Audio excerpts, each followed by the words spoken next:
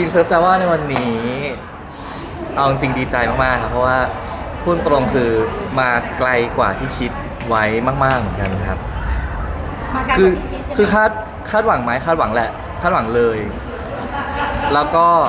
ได้มาเกินคาดครับก็ต้องขอบคุณแฟนๆทุกคนที่ติดตามน้องๆแล้วคอยซัพพอร์ตน้องๆมาตลอดด้วยครับในกดดันไหมคะในตอนแรกเพราะว่า4คนคือถ้าพูดตรงๆคือใหม่มากมีเรื่องไม่กดดันไหมหรอ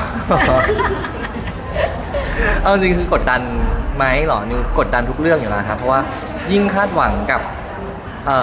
คู่ใหม่ๆหรือการทำให้น้องเป็นรู้จักมากขึ้นมันเป็นเรื่องที่กดดันมากๆอยู่แล้ว แต่อย่างที่บอกครับว่าสมเกินกว่าคาดหวังไปเยอะครับถ้าพูดถึงในวันที่ปิดกล้องซีรีส์จนวันนี้ที่จบซีรีส์จบ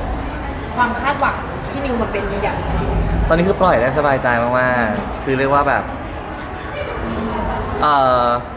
แต่ว่าอย่างหนึ่งคือเวลานิวออกกองครับเวลาถ่ายด้วยกันอยู่ในกองด้วยกันกับน้องๆอะไรเงี้ยเราจะแบบเป็นฟีลว่าสนุกอยู่ในกองด้วยกันเราเอนจอยด้วยกันแค่เราทำงานให้มันสนุกแค่นั้นพอแล้วผลตอบรับเป็นยังไงมันเป็นเรื่องของปลายทางซึ่งเราก็พยายามแบบว่าทำให้ดีที่สุดนั่นแหละแต่ตัวซีรีส์เหมือนมันเป็นส่วนหนึ่งแหละที่จะทำให้น้องไปต่อได้แต่ตัวน้องเองด้วยไงเพราะพี่นิวจะได้สัมผัสกับเขาทั้ง4คนมีสอนมีบอกทำไมว่าเส้นทางต่อไปมันจะยังไงคือปกติของนิวจะคอยบอกน้องตลอดว่ามึงเป็นตัวเองเต็มที่ไปเลยเป็นแบบที่มึงเป็นนั่นแหละคือไม่ต้องมาแบบพยายามแอปพยายามจิ้นพยายามอะไรเอาที่พวกมึงอยากเล่นกันแบบชีวิตของพวกมึงปกติเลยเพราะว่าถ้าเกิดเราทำในสิ่งที่มันเราไม่ได้อยากทำอ่ะพอถึงเวลาวันหนึ่งแฟนคลับจะดูออกว่าอ๋อนี่คือมึงทำเพื่อแค่ขายจิ้นอะไรเงี้ยนิวก็แค่พยายามทำให้น้องสนิทกันจริงๆสนุกกันจริงๆอยู่ด้วยกันแบบจอยกันจริงๆมากกว่าให้เข้าคอร์สนะคะเข้าคอร์สการเป็นดาราสักนึงไม่มีแค่เวิร์กช็อปมีแค่เวิร์กช็อปถ้าเห็นสัมภาษณ์ซีหลายๆครั้งครับเวิร์กช็อปแบบของซีแหละโจทย์เดียวคือวันที่สอนซีคือสอนให้ซีด่าคีนคือในคลาสนะครับเพราะว่าด้วยความที่มันต้องปะทะกันใช่ไหมแล้วคีนปากแจ๋วอยู่แล้วแต่ซีอ่ะค่อนข้างเรียบร้อยมันก็พยายามทำไงก็ได้ให้ซีด่าคีนเถียงกันจนซีชนะให้ได้อะไรเงี้ยส่วนใหญ่จะเป็นแบบเข้าคอร์สอะไรพวกนี้มากกว่าผ่านไหมคะวันนี้คุณซีดีมากครับถือว่าทำได้ดีเพราะว่ามีคนปราบเจ้าคีนได้จริงเหรอนี่คือปราบได้แล้วหรอก็ช็อตคีนได้อยู่ช็อตคีนได้อยู่จากตอนแรกที่แบบว่าสู้ไม่ได้เลยคือทำไงก็สู้ไม่ได้อะไรเงี้ยทุกวันนี้คือพอซีพูดปุ๊บคีนก็มีสะอึกบ้างเริ่มสู้คนมากเริ่มสู้คนถือว่าจาว่าสอนได้ดี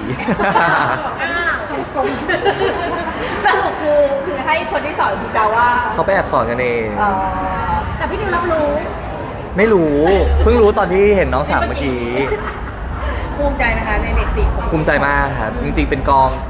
ต้องบอกว่าไหนครับว่าไม่ถูกกันเป็นอีกกองหนึ่งที่แบบสนุกมากๆแล้วก็ปิดกองมาแล้วใช้คำว่าเหงาเลยดีกว่าคือตอนออกกองคือตอนออกกองมาสนุกมากจริงๆคือเด็กๆสนุกจอยเล่นกันสนุกมากพอแบบไม่ได้ออกกองยังทักหาคิวแบบว่าคิดถึงว่าแบบไม่เจอเลยแบบไม่แกล้งเล่นกันเลยอะไรเงี้ยลูกลิง4ตัวนี้ที่เราเลี้ยงมาพอวันนี้เขาแบบโอ้พี่นิวเห็นแล้วแหละว่าแบบเติบโตดีใจมากตอนที่วันที่ไหนเขาว่าไม่ถูกกันมีอีเวนท์ที่ดีโดใช่ไหมเราก็ไปแอบยืนดูอยู่แบบภูมิใจคนมาหาเต็มร้านเลยอะไรเงี้ยดีใจแล้วก็แบบพอเห็นน้องเริ่มมีอีเวนต์เริ่มมีงานทั้ง2คู่เลยด้วยซ้ำตอนแรกคิดว่าแบบเซิร์ฟจะว่าจะมีงานคู่ไปหน้าอะไรเงี้ยสุดท้ายก็มีรู้สึกดีใจมากๆครับแปลว่าในฐานะหนึ่งอ่ะเราไม่ใช่แค่การเป็นผู้กำกับคือผู้กำกับคือเสร็จงานการกำกับเราก็จบแต่สำหรับเรามองมากกว่านั้น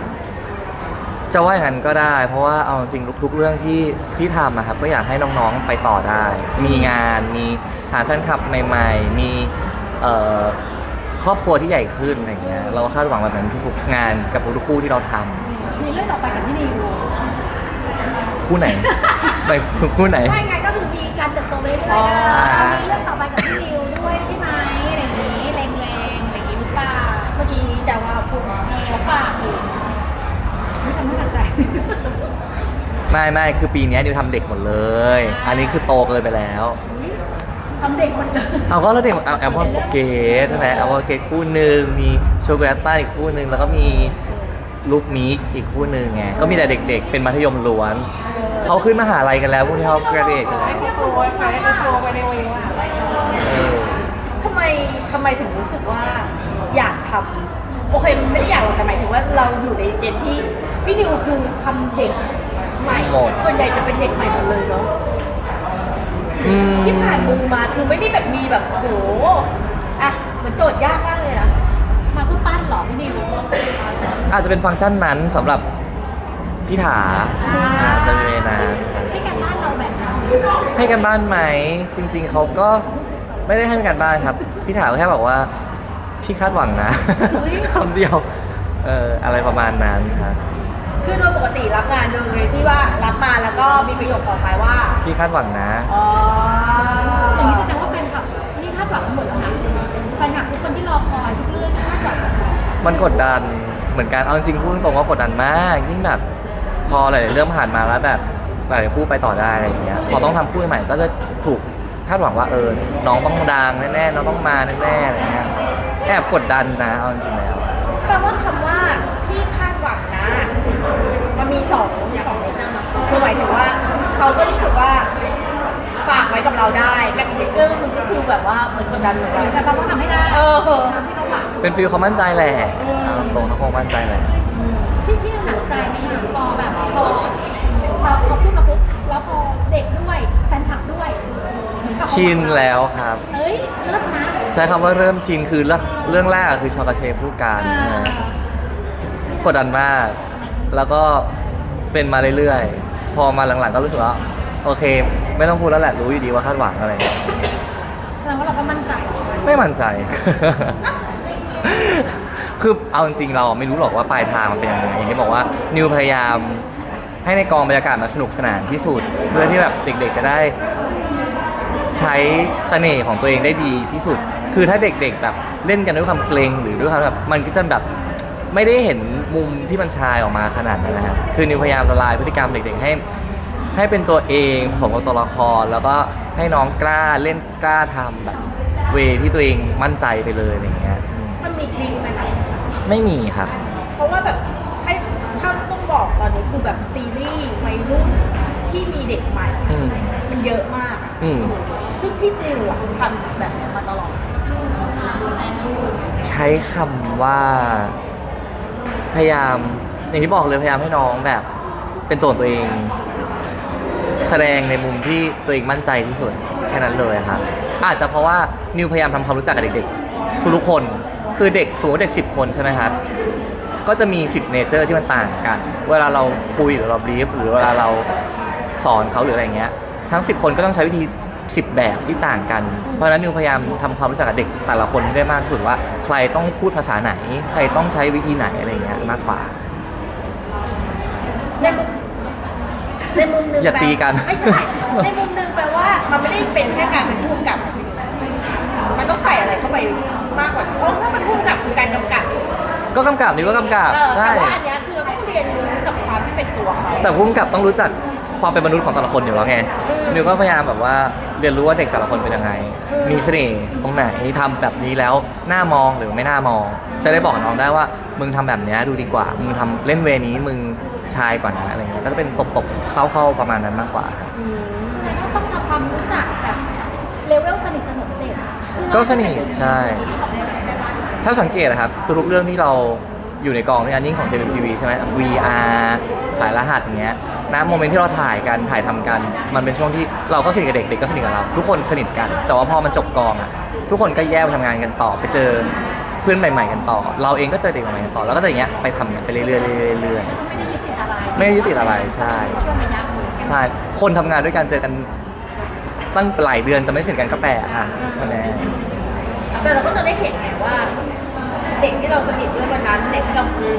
ดูแลเขามาตอนหลังตอนนี้เขาก็แต่ละคนก็ไป ใช่ เนอะ ใช่ใช่ดีใจดีใจ เป็นไงคะภูมิใจใครที่สุดเท่าที่แบบเอานี้ไม่ได้ไปไม่ใช่บอกว่าไม่ใช่ว่าภูมิใจใครที่สุด ที่ผ่านมาอะใครที่เรารู้สึกว่าโอ้โหเราประทับใจจนวันเนี้ยที่ถึงเราไม่ได้ทำงานด้วยแล้ว ภูมิใจแบบนึกถึง อุ้ยหลายคนเลยอ่ะ ลอง คนแรกเลยคือเพิร์ด อ่า อย่างที่บอกคือเพิร์ดรู้จักมาตั้งแต่เดย์วันของน้อง พี่อยู่เหรอคะเป็นยังอยู่ เองอยู่กับน้องแต่เดย์วันตั้งแต่น้องยังไม่เคยมีผลงานสอนน้องมากรูมน้องมาจนวันนี้น้องก็ยังเป็นเพิร์ดน่ารักเหมือนเดิม แต่เขาเติบโตจริงเนาะ โตจริงก็น่ารักเหมือนเดิม อย่างก่อนปีใหม่ก็มีไปปาร์ตี้กันกับที่บ้านพี่ก้องใช่ไหมมีเพิร์ดก็มารับคุยเล่นอะไรกัน แต่เขาเปลี่ยนไปเยอะนะคะจากเดวันที่คุณรู้จัก ใช่แต่ว่ายังน่ารักอันนี้เหมือนเดิมไงอีกคนนึงน่าจะเป็น น่ารัก อีกคนนึงขออีก2 คนแล้วกันอีกคนนึงคือกัสซิบุ๊ก อ่า เจ้าบุ๊กอะไรเงี้ยอันนี้ก็น่ารักเหมือนเดิมเลย เมื่อก่อนมีอะไรก็ปรึกษาตลอดอย่างเงี้ยอีกคนนึงคือมาร์คจิรัน เออ คือจิรันอยู่ด้วยกันนานหลายเรื่องสุดในจิมเอ็มเลยมั้งเพราะว่าตั้งแต่พวกฟ้าเนาะแล้วก็มาสายรหัสเนาะแล้วก็มาไมโลแมน เป็นความแตกต่างทั้งสามคนเลยที่เติบโต เห็นเราเติบโตทั้ง3 คนใช่ใช่ มากจริง เพราะว่าวันแรกที่เรารู้จักเขากับวันเนี้ยสามคนนี้คือเขาเปลี่ยน ไปไหนแล้วก็ไม่รู้ไปไกลแล้วไปไกลแล้ว มีพูดคุยกับเขาไหมคะอย่างเพิร์ดอย่างที่พี่นิวเห็นตั้งแต่ในวันพอวันเนี้ยมีอะไรที่บอกกับเขาไหมคะหรือฝากบอกกับเขาไหมคะ จริงๆก็พูดกับเพิร์ทตลอดเลยว่าเป็นแบบที่ตัวเองเป็นแบบเนี้ยดีแล้ว คือพูดเขาตั้งแต่แรกๆเลยว่ามึงไม่ต้องพยายามนะเขาก็จำเขาก็ยังตอนสายรหัสเขายังมาขอบคุณเลยว่าขอบคุณนะที่พูดประโยคนั้นกับผมแล้วทำให้ผมแบบทำมาทุกวันนี้อะไรอย่างเงี้ย แล้วก็สิบคน ก็สิพวกโหเก่งขึ้นหล่อขึ้นน่ารักขึ้นภูมิใจมาก เสียงสอง ภูมิใจมาก ส่วนจิรันตอนนี้เริ่มมีอิทธิฤทธิ์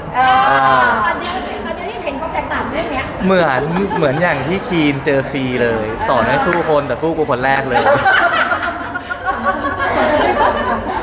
นี้เขาไม่เคยเห็นภาพเลยนะภาพมาเลยนะ ใช่ ที่เราตั้งแต่ที่เราวันนี้เนี่ย ถูกจิรันในพวกฟ้ากับจิรันในวันนี้คือ จริงๆคือรับความมีอะไรพวกนี้มาเพื่อสู้พี่นิว ใช่ โดยสอนโดยจูเนียร์สอนโดยจูเนียร์สอน ไม่ คนหล่อ คิดไหมย้อนกลับไปไหมว่าวันนั้นไม่น่าบอกจูเลยว่าให้สอนแบบนี้ คือถ้าไม่มีกองสายรหัสจิรันจะไม่มาถึงจุดนี้ได้ คุณเริ่มอยู่แอสตันแล้วล่ะลูกแอสตันหลังยาย แอสตันไม่ต้องห่วงโชกุนดูแลดี กลัวจะเป็นแบบทุก คุณจะไปชมอะไรไม่ใช่ โชกุนดูแลดีมากโชกุนดูแลดี กลัว มาก กลัวเหมือนที่แบบว่าจูเลี้ยงม้ามาแล้วเนี่ยม้า โชกุนกับแอสตัน โชกุนเลอาตัน พี่นิวมาซื้อพี่นิวอ่ะ ยังเจอกันแค่ไพลอตอาจจะยัง เปิดกองเมื่อไหร่อาจจะ ต้องรอดู ปีนี้ไหมคะ ปีนี้ครับปีนี้หมด ทั้ง เลย กี่เรื่อง ทั้ง 3 เรื่องครับ ตอนนี้ My Romance Scammer จะออนแล้ว ใกล้แล้วเร็วนี้แล้ว มีคิวกับจอม ก็จะเรียงคิวไปเลยใช่ปิดกล้อง อันนี้เสร็จก็ต่อเรื่อง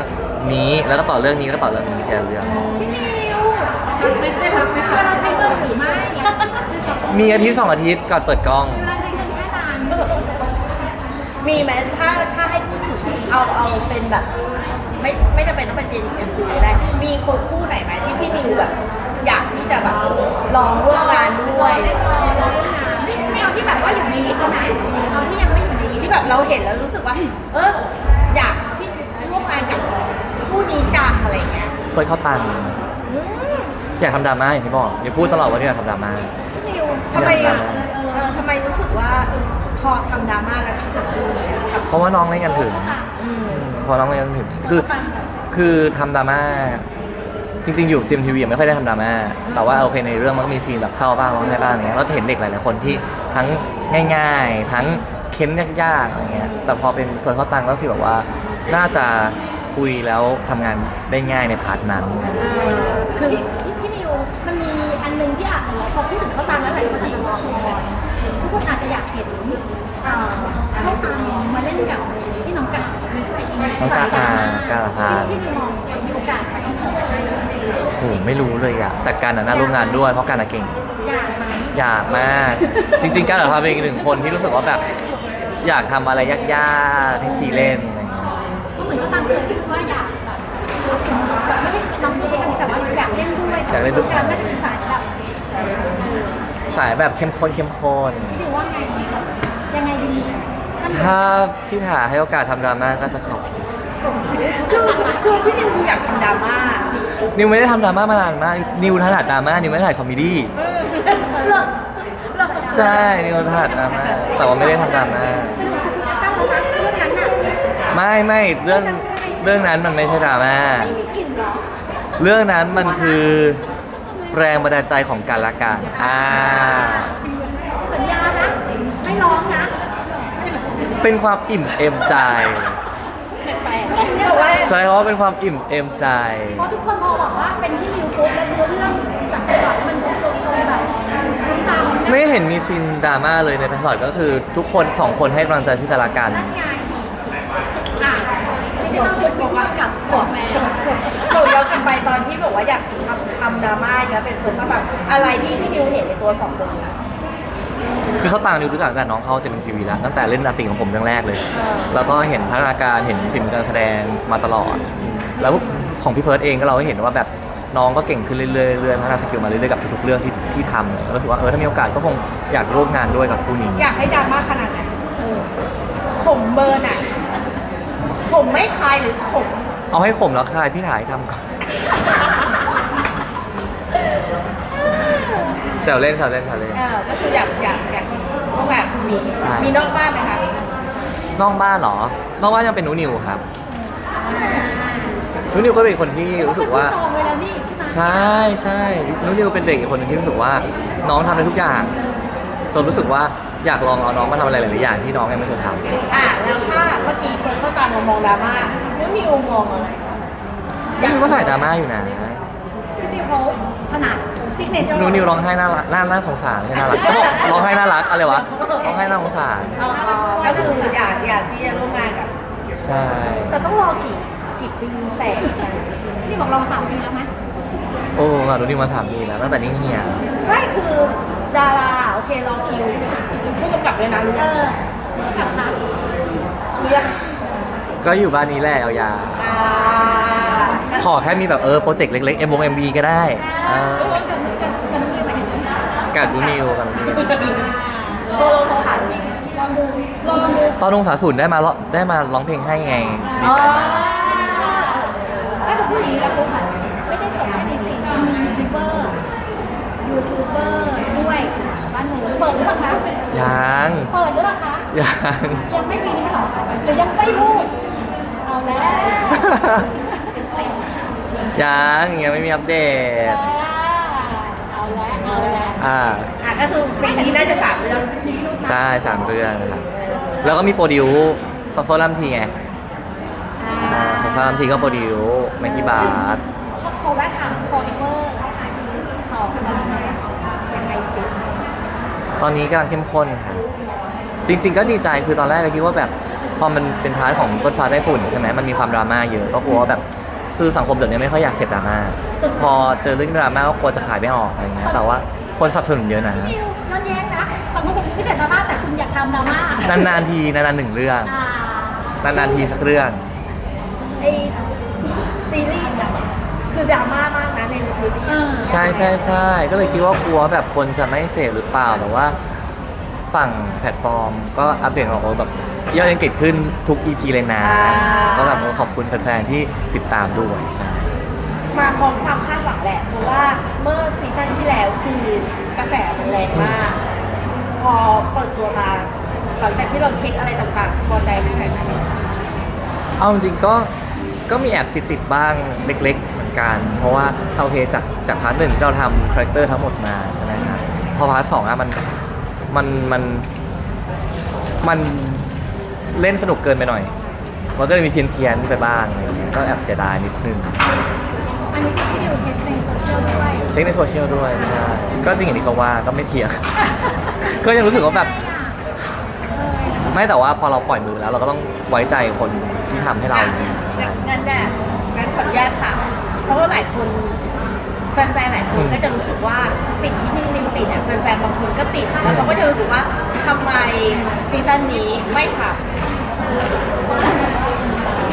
ทำไม่ ำมันก็จะเป็นการเรียกร้องว่าจริง ๆ มันมีหลายเหตุผลละกันคือหลายๆอย่างแล้วรู้สึกว่าเราถอยมาดูไกลๆดีกว่าอะไรอย่างเงี้ย แต่เราไม่ถึงขั้นที่แบบดราม่าที่ว่าแบบเราไม่ทำแล้วมันเกิดเป็นแบบนี้อะไรอย่างเงี้ย ยังมีแต่คนบอกว่ากลับมาทำได้ไหม ก็นี่ไง ขอเวลานอนก่อนได้ไหม อ๋อคือคือเรามีเหตุผลเอง ด้วยครับหลายๆอย่างรู้สึกว่าอีกอย่างหนึ่งก็คือถ้าไม่งั้นน่ะกลายเป็นว่าวาบิก็จะมีแค่นิวกำกับแค่คนเดียวตลอดไป ซึ่งนิวรู้สึกว่ามันถึงเวลาที่จะต้องมีทัพเสริมมาช่วยด้วยได้แล้วอะไรอย่างเงี้ยเพราะว่านิวเองก็อย่างที่เคยบอกเนาะเราก็คงทำกำกับอีกไม่นานมากหรอกเอาจริงๆก็อยากแบบถอยมาเป็นโปรดิวแบบถอยมา คือด้วยความที่เราต้องบริหารบริษัทด้วยถูกไหมครับมันมีหลายพาร์ทเกินจนรู้สึกว่าเราอยากโฟกัสแค่พาร์ทเดียวกับไปใช้ชีวิตบ้างเหมือนกันคือตอนเนี้ยมันแทบจะไม่มีเวลาใช้ชีวิตเลยคือกำกับก็หมดแล้วไหนจะต้องมาจัดการออฟฟิศอีกคือมันค่อนข้างหนักเราก็รู้สึกว่าอยากเบาลงหน่อยอะไรเงี้ยครับก็เลยต้องหา ที่เราแบบว่าวางแผนเอาไว้ว่า ใช่ครับ งั้นขอถามอีกเรื่องหนึงคือเรื่องเอิร์ธที่ ครูฮาร์ดของครูฮาร์ดคุยกันมาหลายเดือนแล้วเหมือนกันใช่ครับว่าจะยังไงดีอะไรเงี้ยคือในวันที่คุยกันว่าน้องหรือว่าหนูจะออกไปลองใช้ชีวิตดูบ้างอะไรเงี้ยเพราะว่าที่ผ่านมาตั้งแต่เข้าวงการมาก็อยู่แล้วที่นิวตลอดเลยอยู่กับวาบีมาตลอดมันแบบมันเลยไม่รู้ว่าชีวิตโลกข้างนอกมันเป็นยังไงอะไรเงี้ยแล้วก็ลองดูแต่ว่าก็ยังซัพพอร์ตอยู่ห่างอยู่ข้างหลังอยู่ดีครับก็ยังแบบมีอะไรก็โอเคเดี๋ยวขายงานให้นะเดี๋ยวช่วยนู่นนี่นะหรือช่วยกองนะเดี๋ยวช่วยอะไรเงี้ยก็ยังมีคุยกันอยู่ปกติครับ แปลว่าจริงๆไม่ได้แบบว่า ไม่ได้ตัดขาดไม่ได้อะไร เอ๊ะหรือว่าน้องจะไปแบบจัดการทุกอย่างด้วยตัวเองแล้วเราแบบไม่ได้ คืออาจจะมีอันหนึงที่รู้สึกว่าไม่เชิงว่ามองภาพไม่ตรงกันดีกว่าครับแต่ว่ามันมีสิ่งที่ตัวน้องอยากทำแต่ก็มีความเกรงใจค่ายอยู่ มันก็รู้สึกว่าเป็นตัวเองได้ไม่เต็มที่ขนาดนั้น ก็เลยคุยว่างั้นก็ลองไปใช้ชีวิตอีกเวย์หนึ่งดูเลยเป็นตัวเองได้เต็มที่ทำในสิ่งที่อยากทำดูอะไรอย่างเงี้ย หมายถึงว่าสิ่งที่น้องอยากทำแต่ว่าน้องรู้สึกว่า ไม่ใช่ภาพที่เขาอยู่ในค่ายที่จะทำ ใช่ฟิลนั้นเพราะเหมือนพอเรามีอยู่กับค่ายใช่ไหมครับค่ายก็จะมีการวางภาพลักษณ์เล็กๆคือโอเควาบีไม่ได้บังคับเด็กว่าทุกคนจะต้องไปยังไง แต่ว่าจะมีแบบว่าตบให้เข้าที่เข้าทางไม่ให้มันหลุดเกินจนมันไม่สามารถใช้คำว่าไม่สามารถก็ไม่เชิงทำให้ขายงานได้จำกัดขึ้น เพราะเราก็อยากให้น้องไปแมสมากขึ้น เพราะฉะนั้นพอเป็นภาพแมสเราก็พยายามตบให้ภาพมันแบบว่าไปในทางที่มันควรจะเป็นในเวที่เรามองอะไรอย่างเงี้ยครับแต่ว่าพอคุยกันแล้วรู้สึกว่าน้องก็อยากเติบโตในเวที่เป็นน้อง 100% จริงๆก็เลยเป็นเรื่องทางนี้คุยกันทางนี้ แต่ก็คือก็ยังช่วยดูแลยังแบบการทำงานร่วมกันก็ยังซัพพอร์ตกันอยู่ ใช่ มาร่วมงานกันได้ต่อไปด้วยหมายถึงว่าใน ใช่ครับก็ยังถ้ามีงานโปรเจกต์ที่รู้สึกว่ามันต้องเป็นน้องอะไรอย่างเงี้ย ได้นะคะโอเคขอบคุณ โอเคขอบคุณ ได้ ค่ะ ขอบคุณครับ